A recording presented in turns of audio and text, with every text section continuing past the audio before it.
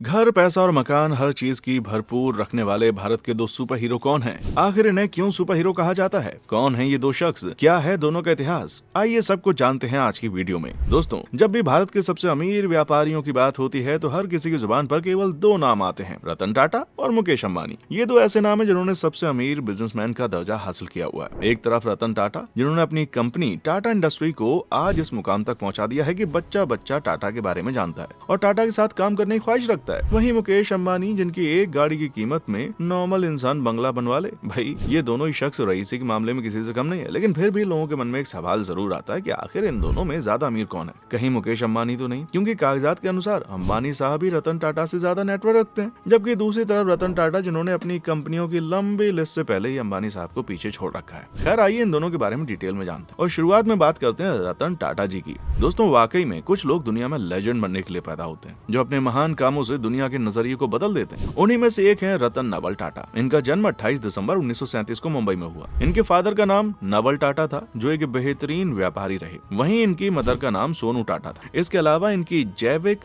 नानी हीराबाई टाटा की बहन थी, जो ग्रुप के फाउंडर जमशेद जी टाटा की पत्नी थी। वहीं रतन टाटा के जैविक पिता हरमुश जी टाटा ब्रूडर टाटा परिवार से थे और इसी टाटा फैमिली में जन्म हुआ रतन टाटा नाम के जबरदस्त खिलाड़ी का। खैर, बात करें पढ़ाई लिखाई की तो उन्होंने कॉर्नेल यूनिवर्सिटी यूएस से बैचलर ऑफ आर्किटेक्चर की डिग्री हासिल की। वहां 1962 में रतन टाटा जी ने हार्वर्ड बिजनेस स्कूल यूएस से एक एडवांस्ड मैनेजमेंट प्रोग्राम किया, जिसके बाद वो अपनी फैमिली बिजनेस टाटा ग्रुप में शामिल हो गए। जिसके बाद तो रतन जी ने कमाल कर दिया। हालांकि दोस्तों, कंपनी का इतिहास तो इनके जन्म से भी पुराना है। भले ही रतन टाटा जी ने कंपनी को काफी ऊंचाइयों तक पहुंचाया, लेकिन इसके पीछे जमशेद जी टाटा का स्ट्रगल छिपा हुआ है, जिसे जानना बड़ा जरूरी है। जमशेद जी टाटा करीब 14 साल की उम्र में पढ़ाई लिखाई के लिए मुंबई पहुंच गए, जहां से ग्रेजुएशन कंप्लीट करने के बाद उन्होंने अपने बिजनेस को शुरू करने का प्लान किया। अब क्योंकि उस दौरान अंग्रेजों का शासन था, तो खुद के बिजनेस के बारे में सोचना बड़ा मुश्किल था। लेकिन कहते हैं ना, इरादे और हौसले मजबूत हों तो कोई भी बंदिशें आपके सामने टिक नहीं पाती। ऐसा ही हुआ। साल 1868 का समय था जब जमशेद जी ने अपनी 21,000 की पूंजी से टाटा ग्रुप की नींव रखी। जहां शुरुआत में उन्होंने कॉटन कंपनी की शुरुआत की। वो शुरुआत से ही क्वालिटी प्रोडक्ट पर विश्वास रखते थे। कहीं न कहीं जमशेद जी अपने नए नए प्लान्स को उड़ान दे रहे थे। उनका सपना था हाइड्रो इलेक्ट्रिक पावर बनाना, स्टील कंपनी खोलना और भारत में एजुकेशन इंस्टीट्यूट खोलना, क्योंकि वो जानते थे भारत को एक स्ट्रॉन्ग देश बनाने के लिए यहाँ का एजुकेशन सिस्टम अच्छा होना बहुत जरूरी है। पर अफसोस दोस्तों, जमशेद जी अपनी आंखों से अपने सपनों को पूरा होते हुए नहीं देख पाए। जिसके बाद उनके बेटे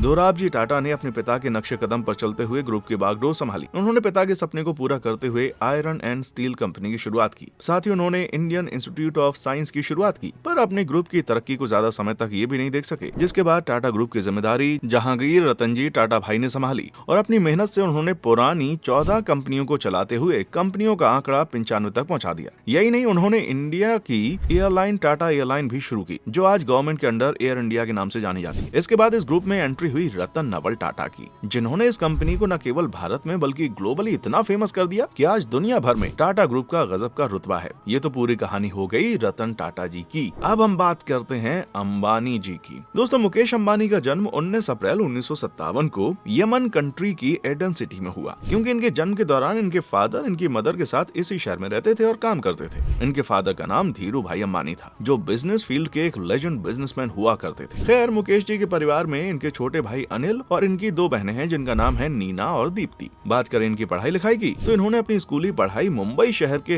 हिल ग्रेंज स्कूल से पूरी की। साथ ही अपनी ग्रेजुएशन की पढ़ाई इन्होंने मुंबई के इंस्टीट्यूट ऑफ केमिकल टेक्नोलॉजी से पूरी की, जहाँ से इन्होंने केमिकल इंजीनियरिंग की पढ़ाई की। अंबानी जी को शुरू से ही पढ़ाई में काफी दिलचस्पी थी, इसलिए ग्रेजुएशन पूरी करने के बाद आगे की पढ़ाई के लिए इन्होंने अमेरिका की स्टैनफोर्ड यूनिवर्सिटी में एडमिशन ले लिया। हालांकि यहाँ से वो अपनी पढ़ाई को अधूरा छोड़कर भारत वापस आ गए और अपने फादर का बिजनेस ज्वाइन कर लिया। जिस तरह टाटा इंडस्ट्री का इतिहास काफी दिलचस्प रहा, उसी तरह रिलायंस इंडस्ट्री का भी इतिहास काफी दिलचस्प है, जिसकी शुरुआत करने वाले मुकेश अंबानी जी के फादर धीरू भाई अंबानी थे। पढ़ाई लिखाई में धीरू भाई का ज्यादा इंटरेस्ट नहीं था, इसलिए जल्दी उन्होंने पढ़ाई से अलविदा करके छोटी मोटी नौकरियां करनी शुरू कर दी। हालांकि अपना बिजनेस का सपना तो उनका शुरू से था, उनके मन में पनप रहा था ये सपना, जिसे उन्होंने मुकम्मल करके भी दिखा दिया। विदेशों में काम करके धीरू भाई ने पहले कुछ पैसे इकट्ठे किए, जिसके बाद नौकरी को छोड़कर वो मुंबई की ओर चौल में आ गए। काफी संघर्ष करने के बाद उन्होंने रिलायंस कमर्शियल कॉर्पोरेशन की शुरुआत की, जो मसालों और यान पर काम करता था, और जैसे ही ये कारोबार सेट हुआ वैसे ही उन्होंने कपड़ों के कारोबार में कदम बढ़ा दी। हालांकि यहाँ कुछ खास रिस्पॉन्स नहीं मिला, लेकिन धीरू भाई ने हार नहीं मानी। बिजनेस के सक्सेस के चलते रिलायंस का नाम फॉर्च्यून 500 में भी आया।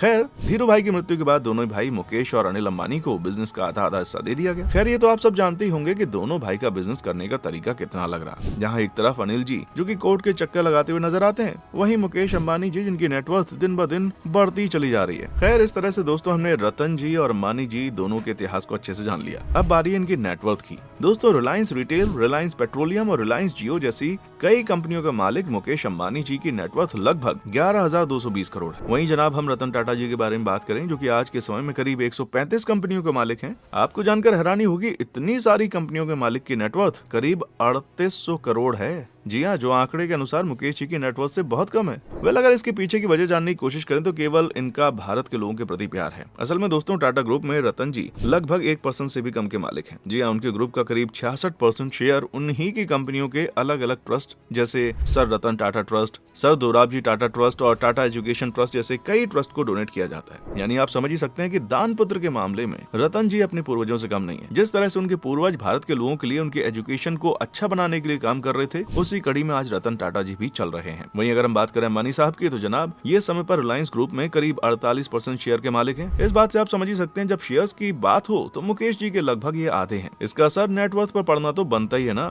जिस तरह से सालों से टाटा ग्रुप भारत को एजुकेशन सिस्टम में आगे बढ़ा रहा है, उसी तरह मुकेश अंबानी अपनी कंपनियों के जरिए भारत को डिजिटल बनाने में अपना पूरा योगदान दे रहे हैं। आज पूरे भारत में जियो का डंका बजता है। अंबानी जी ने अपनी कंपनी जियो से टेलीकम्युनिकेशन की फील्ड में जो तहलका मचाया ना, वो वाकई में कमाल का है। जनाब, आज उन्हीं की वजह से हर कोई मस्त जियो नेट यूज कर रहा है, वो भी 4G की स्पीड में। यही नहीं दोस्तों, मुकेश अंबानी ने साल 2006 में रिलायंस फ्रेश स्टोर्स की स्टार्ट की। आज के समय में हमारे देश में रिलायंस फ्रेश की लगभग 700 से भी ज्यादा स्टोर्स हैं, जो खाद्य पदार्थों और कई तरह के घरेलू उत्पादों को बेचने से जुड़ा हुआ है। इसके अलावा भी वो अक्सर एजुकेशन रिलेटेड कामों के लिए दान करते रहते हैं। तो इस हिसाब से आप समझ सकते हैं कि दोनों ही सुपरस्टार भारत को ऊंचाइयों तक ले जाने में कितना योगदान रखते हैं। वेल, आपको हमारी वीडियो कैसी लगी कमेंट सेक्शन में आकर बताएं। वीडियो को लाइक और शेयर करें, साथ ही चैनल को सब्सक्राइब करके बेल आइकन प्रेस करना ना भूलें। मिलेंगे जल्दी अगले वीडियो में। देखने के लिए शुक्रिया।